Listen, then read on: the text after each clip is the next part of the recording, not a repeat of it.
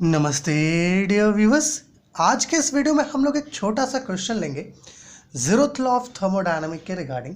मेरे प्यारे व्यूअर्स, आपको पता है जीरोथ लॉ ऑफ थर्मोडायनामिक को डिस्कवर किया था रैल्फ एच फॉलोअर ने, है ना। पिछले वीडियो में हम लोगों ने देखा, है ना। हम लोगों ने ये भी देखा कि इसका नेम जीरोथ लॉ क्यों पड़ा, है ना। चूंकि ये फर्स्ट लॉ के बाद आया था इसलिए जीरोथ लॉ ऑफ थर्मोडायनामिक रखा गया नेम इसका, है ना। सो बेसिकली जो क्वेश्चन हम लोगों ने लिया है वो क्या है, how zeroth law of thermodynamics leads to the definition of temperature, है ना। जीरोथ लॉ ऑफ थर्मोडायनामिक्स कैसे जो है टेम्परेचर, जो प्रॉपर्टी है टेम्परेचर, इसको कैसे ये डिफाइन कर पा रहा है, कैसे, है ना। इसको यहाँ पर एक क्वेश्चन के फॉर्म में हम लोगों ने लिया है।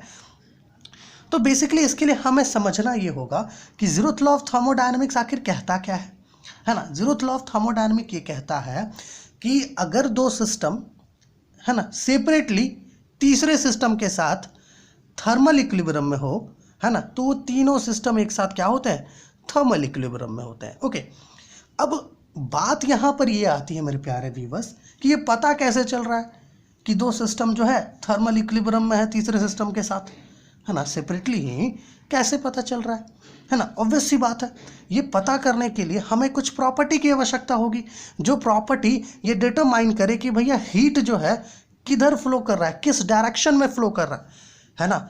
इस डायरेक्शन को पता करने के लिए हमारे पास कोई प्रॉपर्टी होना चाहिए। सो इस प्रॉपर्टी को बेसिकली टेम्परेचर का नेम दिया गया। ओके, थोड़ा यहाँ पर देखिए, मान लीजिए ये कोई सिस्टम ए है, ये सिस्टम बी है और यहाँ सिस्टम सी है। सिस्टम ए और सी एक दूसरे के साथ थर्मल इक्विलिब्रियम में है। ये हमें कैसे पता चलेगा कि थर्मल इक्विलिब्रियम में है? तभी पता चलेगा ना जब हम लोग देखें कि भैया इन दोनों के बीच किसी भी प्रकार का हीट का फ्लो नहीं हो रहा। ऑब्वियस सी बात है, ये दोनों थर्मल इक्विलिब्रियम में होंगे, है ना। उसी प्रकार मान लीजिए बी और सी भी थर्मल इक्विलिब्रियम में है ना। तो ये चीज़ कैसे पता चलेगा कि ये दोनों थर्मल इक्विलिब्रियम में है ना? तभी पता चलेगा जब इन दोनों के बीच किसी प्रकार का हीट फ्लो ना हो, है ना।